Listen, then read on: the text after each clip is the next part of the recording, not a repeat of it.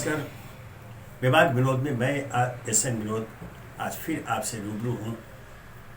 आज एक ऐसे विषय पर चर्चा करने के लिए जिसकी वैसे सार्वजनिक रूप से मांग तो कभी नहीं की गई, लेकिन अब देश के सर्वाधिक समृद्ध एवं धनी राज्यों में एक महाराष्ट्र के लोगों के बीच एक आम चर्चा के विषय यह बना हुआ है।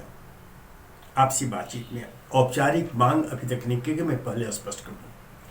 और चर्चा यह है कि देश की आजादी के बाद जब नए संविधान के अंतर्गत जो हमने लोकतांत्रिक संसदीय लोकतांत्रिक प्रणाली को स्वीकार किया, तो उसके अंतर्गत जो कार्यपालिका के प्रमुख प्रधानमंत्री पद एक ऐसा पद है जिसके हाथ में तकनीकी रूप से पूरा शासन प्रशासन होता है पूरे देश का। उस पद पर अगर आज तक जो प्रधानमंत्री हुए पंडित जवाहरलाल नेहरू से लेकर आज नरेंद्र मोदी तक, अगर उस सूची को देखते हैं तो पता यह चलता है कि प्रधानमंत्री पद पर सर्वाधिक उत्तर प्रदेश के लोग आसीन हुए। वैसे दक्षिण से देवे गौड़ा का नाम रहा, गुजरात से तो नरेंद्र मोदी हैं ही हैं, पंजाब से भी हो गए, लेकिन सर्वाधिक पंडित जवाहरलाल नेहरू को ले लें, लाल बहादुर शास्त्री को ले लें, इंदिरा गांधी को लें, राजीव गांधी को लें, एक लंबी सूची, चंद्रशेखर को लें, विश्वनाथ प्रताप सिंह को लें, एक लंबी सूची है उत्तर प्रदेश से बने प्रधानमंत्रियों की। लेकिन जो चर्चा मैं कर रहा हूं, जो आज आपसी बातचीत हो रही है कि महाराष्ट्र राष्ट्रपति का पद तो मिला, प्रतिभा पाटिल महिला थी, पहली महिला राष्ट्रपति बनी, का पद मिला। यहां से जो वर्तमान सत्ताधारी दल है भारतीय जनता पार्टी, उसके राष्ट्रीय अध्यक्ष भी नितिन गडकरी के रूप में बन चुके हैं। महत्वपूर्ण पदों पर नियुक्तियां होती रही हैं, सब हुआ, लेकिन आज तक महाराष्ट्र को यह सौभाग्य नहीं मिला, महाराष्ट्र को कभी भी प्रधानमंत्री पद नहीं दिया गया। यह एक ऐसा विषय है जिस पर अब महाराष्ट्र के विचारक आपसी बातचीत में चर्चा करते हैं कि आखिर क्यों नहीं। बीच में एक समय ऐसा आया था कांग्रेस के अंदर जब शरद पवार का नाम सामने आया था, लेकिन कांग्रेस की अंदरूनी राजनीति ने उन्हें वंचित रखा। नतीजतन शरद पवार कांग्रेस से अलग होकर उन्होंने राष्ट्रवादी कांग्रेस की स्थापना की। अस्वस्थ होने के बावजूद शरद पवार आज भी उसी तरह सक्रिय है जैसे पहले दशकों पहले सक्रिय हुआ करते थे। लेकिन बात उसी बिंदु पर जब प्रधानमंत्री की आती है, तो आखिर क्यों महाराष्ट्र को इससे वंचित रखा गया। ध्यान रखें, जब भाषाई आधार पर राज्यों का पुनर्गठन हो रहा था, तब बॉम्बे स्टेट जो हुआ करता था उससे काटकर उधर गुजरात बना और इधर बाद में हमारा महाराष्ट्र का निर्माण हुआ 1960 में। एक लंबी अवधि, कई दशक बीत गए, लेकिन आज भी महाराष्ट्र से जैसे लगा राष्ट्रपति पद तो मिला, लेकिन प्रधानमंत्री पद नहीं मिला। तो योग चाहते कि आखिर क्यों। अगर वर्तमान सत्ताधारी भारतीय जनता पार्टी की बात की जाए, उसमें भी महाराष्ट्र के अनेक ऐसे नेता हैं, लोकप्रिय नेता हैं, कुशल नेता हैं, जो हर दृष्टि से प्रधानमंत्री पद की पात्रता रखते हैं, फिर भी उन्हें यह पद नहीं मिला। इसके पूर्व अगर देखा जाए, कांग्रेस ने लंबे समय तक देश पर शासन किया, लेकिन उस समय भी सुपात्रों की मौजूदगी के बावजूद महाराष्ट्र को प्रधानमंत्री का पद नहीं मिला।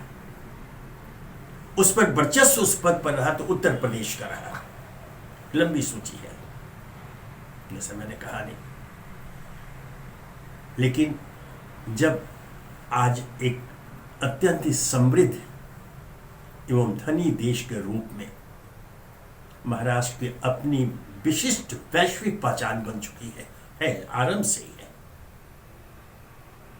तो फिर ऐसा क्यों होता है?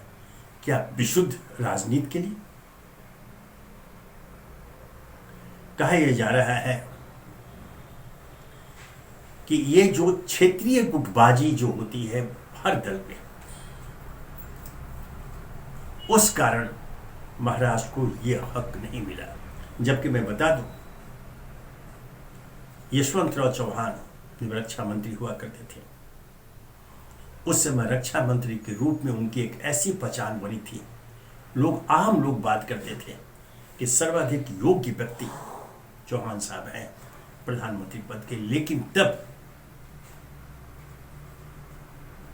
अचानक जब जवाहरलाल नेहरू की मृत्यु के बाद लाल बहादुर शास्त्री फिर एक उत्तर प्रदेश के, मैं ध्यान रखूं, मैं यहाँ क्षेत्रीयता की बात नहीं कर रहा, यह अपने आप एक अनायास जो घटनाएं होती रही जिसके कारण होता रह गया, उसकी याद दिला रहा हूं, उन तथ्यों को चिन्हित कर रहा हूं जिसने आज तक महाराष्ट्र को प्रधानमंत्री पद से वंचित रखा है। नेहरू के बाद लाल बहादुर शास्त्री, इंदिरा गांधी, बीच में इंद्र कुमार गुजराल आए, राजीव गांधी, देवी गौड़ा, गुलजारी लाल नंदा, चंद्रशेखर, विश्वनाथ प्रताप सिंह, मोरारजी देसाई, उसके बाद हालिया दिनों में देखें डॉक्टर मनमोहन सिंह, और अब पिछले 8 वर्षों से एक गुजरात के नरेंद्र मोदी इस पद पर हासिल है। तो क्या सिर्फ क्षेत्रीय आधार पर प्रधानमंत्री पद पर लोगों को आसीन किया जाएगा या किया जाता रहा, या पार्टी में वर्चस्व के आधार पर? पहले चूंकि एक तरह से कांग्रेस का ऐसा शासन था जिसको कोई चुनौती नहीं दी जा सकती थी, बिखरा हुआ विपक्ष था। कांग्रेस के अंदर एक परंपरा के रूप में नेहरू गांधी परिवार का वर्चस्व रहा। यही कारण है कि नेहरू, इंदिरा गांधी, राजीव गांधी एक ही परिवार के 3 प्रधानमंत्री हुए। हालांकि यहां ध्यान दिला दूं कि नेहरू की मृत्यु के पश्चात लाल बहादुर शास्त्री नेहरू परिवार का नहीं थे, वो प्रधानमंत्री हुए। विशुद्ध वो योग्यता के आधार पर बनाया गया था, नेहरू की पसंद भी थी उन्हें, ये ऐसा माना जाता है।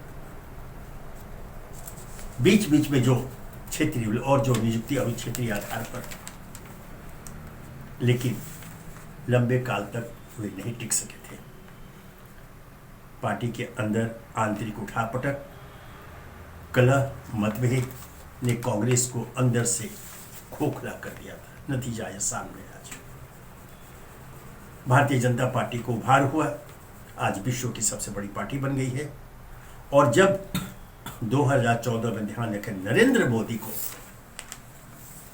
प्रधानमंत्री पद के लिए चयनित किया गया था, पार्टी ने चयनित किया था, तब वो सर्वसम्मति तकनीकी रूप से था।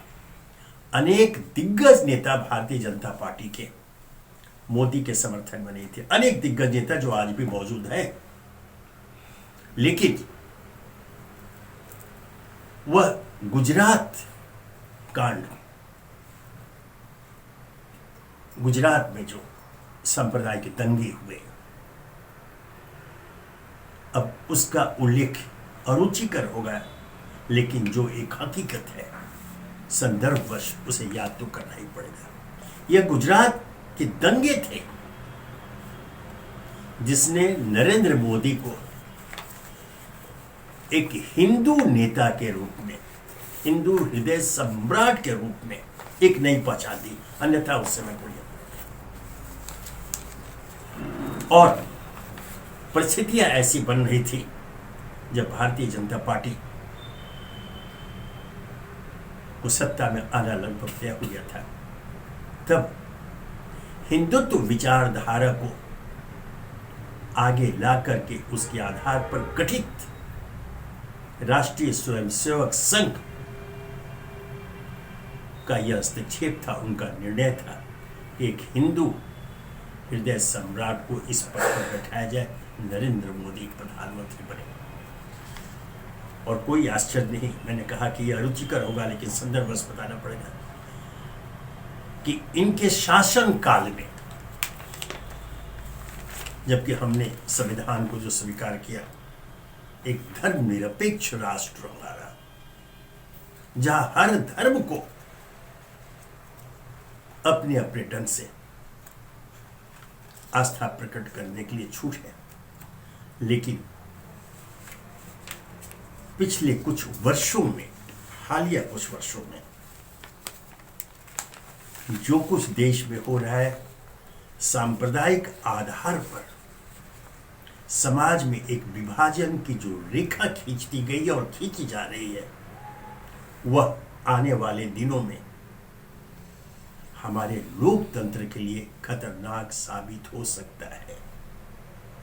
इस पर विचारक चिंता प्रकट करते रहे, कर रहे हैं, लेकिन जैसा मैंने कहा, जिस विचारधारा के पार्श्व में भारतीय जनता पार्टी ने नरेंद्र मोदी को प्रधानमंत्री पद पर बैठाया था, और जिस प्रकार आज पूरे देश में उस विचारधारा की जड़ें मजबूत की जाती रही हैं और की जा रही हैं, फिलहाल ऐसा नहीं लगता कि अगले कुछ वर्षों में इस पर कोई पूर्ण विराम लग पाएगा। इसमें विस्तार हो रहा है, इस विचार का विस्तार हो रहा है, विस्तार किया जा रहा है, एक योजनाबद्ध तरीके से रणनीति बनाकर हिंदू राष्ट्र की स्थापना की दिशा में आज भारत को बढ़ाया जा रहा है। यह एक स्थिति है। बहरहाल जो हम चर्चा कर रहे थे महाराष्ट्र की और प्रधानमंत्री पद की, तो अब स्थितियां ऐसी बन रही है, सत्ता में चाहे पुनः भारतीय जनता पार्टी आ जाए, या अगर अब तक बिखरा विपक्ष एकजुट होकर चुनौती देता है, तो शायद कोई चमत्कार हो जाए, स्थितियां बदल जाए। अन्यथा अब तक तय यही है कि 2024 के चुनाव में भी भारतीय जनता पार्टी के नेतृत्व की ही सरकार बनेगी। ऐसे में क्या हम ये आशा करें, जैसे मैंने कहा कि अब तक महाराष्ट्र को जो प्रधानमंत्री पद से वंचित रखा गया है, उस इच्छा के प्रति, महाराष्ट्रियंस की इच्छा की पूर्ति की जाएगी। अगर वर्तमान राजनीति स्वयं भारतीय जनता पार्टी की अपनी राजनीति को देख लें, तो जैसा मैंने कहा, अगर 2024 में भारतीय जनता पार्टी नेतृत्व की सरकार बनती है, तो अब तक जो संकेत सामने आए हैं या मौजूद हैं, उससे तो यही कहा जा सकता है कि नरेंद्र मोदी ही तीसरी बार प्रधानमंत्री पद को सुशोभित करेंगे। यह हमारे राजनीतिक विश्लेषकों का मत है, और इसमें दम भी है, क्योंकि अब जो भारतीय जनता पार्टी की स्थिति बनी है, क्योंकि जनता के पास जाकर के वोट लेना सबसे बड़ी योग्यता मानी जाती है। आज भारतीय जनता पार्टी के अंदर एकमात्र नरेंद्र दामोदर दास मोदी ही हैं जिनके चेहरे पर भारतीय जनता पार्टी वोट मांग सकती है, मांग रही है। ऐसे में उनकी उपेक्षा तो नहीं की जा सकती है। लेकिन अगर ये मान लें कि 2024 में उन्हें पुनः प्रधानमंत्री बन जाता है, तो फिर स्वयं प्रधानमंत्री द्वारा निर्धारित आयु सीमा कुछ वर्षों के बाद, 1-2 वर्षों के बाद सामने आ जाएगी। और अगर प्रधानमंत्री पद पर नरेंद्र मोदी विराजमान रहते हैं उस अवधि में भी, तो सवाल उठेगा कि क्या जो नीति स्वयं प्रधानमंत्री मोदी ने निर्धारित की है उसका उल्लंघन भी वे स्वयं करेंगे, यह सवाल खड़ा होगा। इसमें एक विचारकों का वर्ग है, उसका मानना यह है कि चूंकि प्रधानमंत्री मोदी की इच्छा देश में सबसे ज्यादा वर्ष तक प्रधानमंत्रियों की सूची में शीर्ष स्थान पर अपना नाम रखने की, दर्ज करने के, लॉन्गेस्ट सर्विंग प्राइम मिनिस्टर के रूप में स्थापित होना चाहते हैं, इसलिए उन्हें 2024 मौका तो दिया जा सकता है। लेकिन बीच में वह आयु सीमा वाली बात आ सकती है, या अगर उसके सार्वजनिक रूप से कोई बहस नहीं भी हो, कोई वैसी मांग नहीं भी उठे, तो संभावना इस बात की भी है कि जिस प्रकार तीसरी बार प्रधानमंत्री बन, लॉन्गेस्ट सर्विंग प्राइम मिनिस्टर बन इतिहास रचेंगे नरेंद्र मोदी, तो एक प्रधानमंत्री पद पर आसीन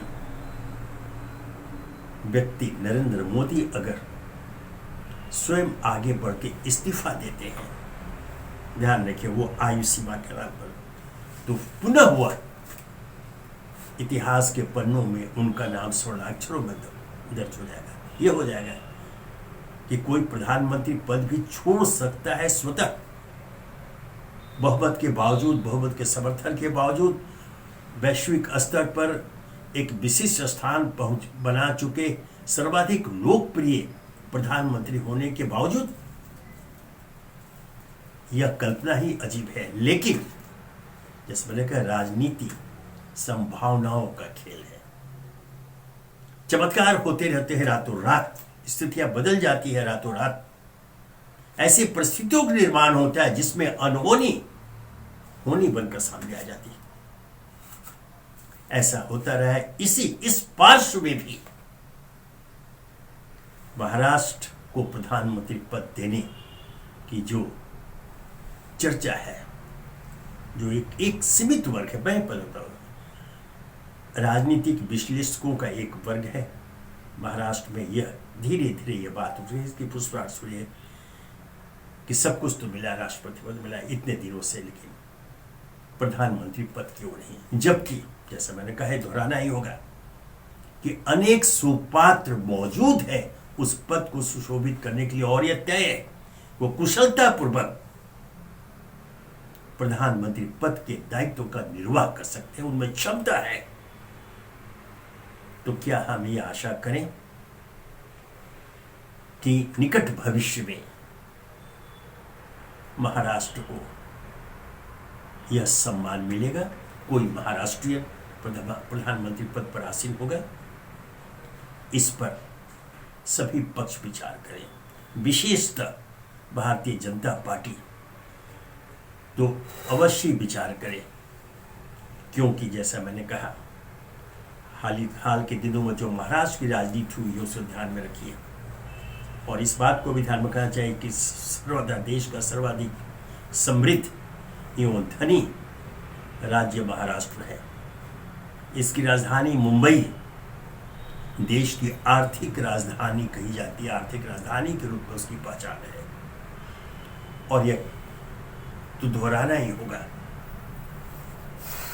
कि वर्तमान भारतीय अर्थव्यवस्था के अंतर्गत महाराष्ट्र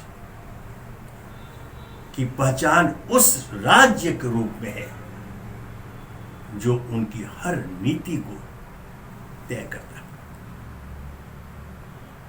ऐसे में जैसे मैंने कहा कि ऐसी कोई सार्वजनिक मांग कहीं नहीं है, लेकिन एक संभावना ऐसी बनती है जो सुबुगाहट हो रही है उसके आलोक में कि संभवतः परिस्थितियां बदले और एक बार महाराष्ट्र को यह सम्मान मिले। हम भी चाहेंगे कि महाराष्ट्र से ही कोई व्यक्ति देश का अगला प्रधानमंत्री बने। दोहरा दो, सुपात्रों की कमी नहीं है, बहुत ऐसे व्यक्ति हर दल में मौजूद हैं, मैं बता रहा हूं हर दल में मौजूद है, जो प्रधानमंत्री के रूप में देश का नेतृत्व करने की क्षमता रखते हैं। उनकी सारी कुशलता उनमें है, उनमें वो पात्रता है। इसलिए अगर यह चर्चा हो रही है तो इस पर गंभीरता से हर दल विचार करे, विशेषकर भारतीय जनता पार्टी और राष्ट्रीय स्वयंसेवक संघ इस पर चिंतन मनन करे। धन्यवाद।